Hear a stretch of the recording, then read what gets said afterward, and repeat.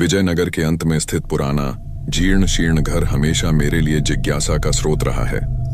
एक ठंडी चांदनी रात में यही जिज्ञासा मुझ पर हावी हो गई। मैं सुनसान सड़क पर धीरे धीरे आगे चला गया। मेरे कदमों की आहट सन्नाटे में गूंज रही थी।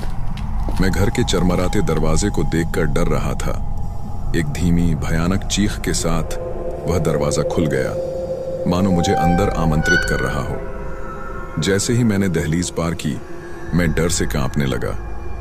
फटे हुए पर्दों से छनकर आती हुई चांदनी सफेद चादर में लिपटे धूल भरे फर्नीचर को उजागर कर रही थी। दीवारों पर उदास आंखों वाले पूर्वजों की पेंटिंग लगी हुई थी। जैसे ही मैं खोजबीन कर रहा था, उनकी निगाहें मेरा पीछा कर रही थी। मैं चरमराती हुई सीढ़ियां चढ़ गया।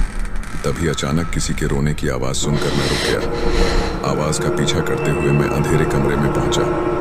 मेरा दिल तेजी से धड़कने लगा। वहां मैंने उसे देखा।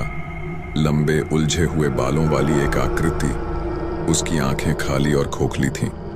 वह मेरी ओर तैरती हुई आई। उसका फटा हुआ गाउन धुएं के गुच्छों की तरह पीछे लटक रहा था। जैसे ही वह आगे बढ़ी, मेरी आवाज ही नहीं निकल पाई।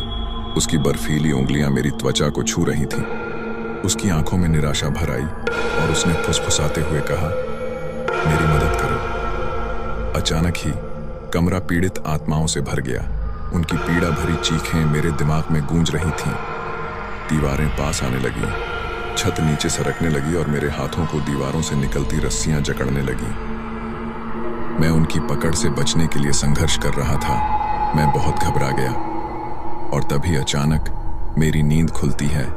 मैं भोर में उठा, हाँफ रहा था, पर अपने बिस्तर पर सुरक्षित था। मुझे राहत हुई कि यह सिर्फ एक सपना था।